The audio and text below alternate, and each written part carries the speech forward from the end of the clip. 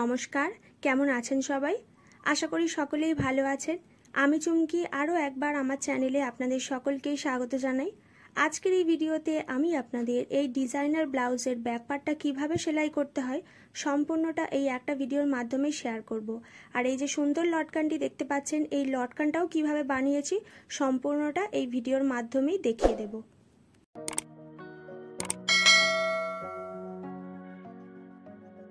Back পার্টের cutting আমি এখানে আগে থেকেই করে রেখেছি।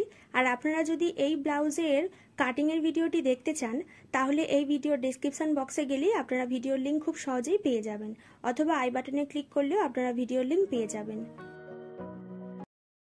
তো মেন কাপড়ের ওপরে সোজা সাইড থেকে লাইনিং পার্টটা এইভাবে রাখবো।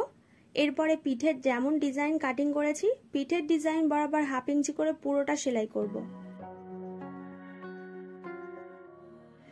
যেহেতু এখানে লটকানটা জয়েন করতে হবে, তো শোল্ডার থেকে আমি প্রায় 3 ইঞ্চি দূরত্বে এইভাবে ভেতরের সাইড থেকে লটকানটাকে জয়েন করে নিচ্ছি। এরপর যে এক্সট্রা কাপড় থাকবে কেটে বাদ দিয়ে দিতে হবে এবং ছোট ছোট করে কাট দিয়ে দিতে হবে। এর ফলে যখন আমি লাইনিং কাপড়টা উল্টে নেব তখন কিন্তু কাজটা খুব ফিনিশিং এর সঙ্গে হবে।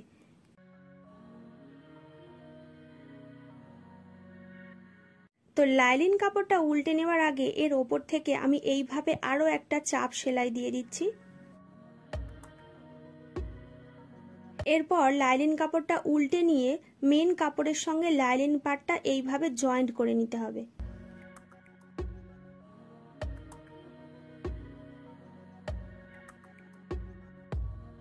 এরপর যে এক্সট্রা কাপড় থাকবে অবশ্যই কিন্তু কেটে বাদ দিয়ে দিতে হবে।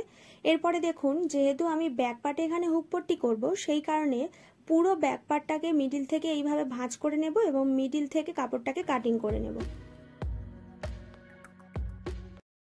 এরপর আমি হুক পট্টি রেডি করে নেব। তো হুক পট্টি কিভাবে করতে হয় আমি অলরেডি আমার চ্যানেলে ভিডিও আপলোড করে রেখেছি। তো এখানে দেখুন সুন্দরভাবে এখানে আমি দুই সাইডের পট্টি লাগিয়ে নিয়েছি।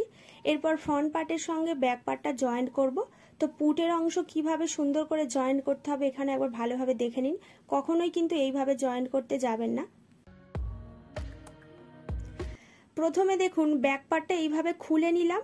এর ওপর থেকে ফ্রন্ট পার্টটা শুধুমাত্র মেন কাপড়ের ওপরে রাখবো। এরপর লাইনিং কাপড়টা এর ওপরের সাইড থেকে এইভাবে রেখে জয়েন্ট করে নেব। তো এইভাবে পুটের অংশ সেলাই করলে কিন্তু ফিনিশিংটা খুবই সুন্দর আসে। সামনের সাইড থেকেও কিছু বোঝা যায় না এবং ভেতরের সাইড থেকেও কিন্তু ফিনিশিংটা খুবই সুন্দর আসে। এরপরে আমি হাতার পার্ট জয়েন্ট করে নিচ্ছি। আর এত সুন্দর হাতার যে কাটিংটা করা আছে, এই হাতার পার্টটা কিভাবে আমি রেডি করেছি আপনারা যদি সেই ভিডিও দেখতে চান আমি অলরেডি কিন্তু আমার চ্যানেলে ভিডিও আপলোড করে দিয়েছি। তো হাতার পার্ট সেলাই করে নেওয়ার পরে সোজা সাইড থেকে ব্লাউজটাকে প্রথমে সেলাই করেছি। এরপরে কাপড়টাকে এইভাবে উল্টে নিয়ে যতটা ফিটিংস আছে সেই ফিটিংসের দাগ বরাবর এইভাবে সেলাই করে নেব।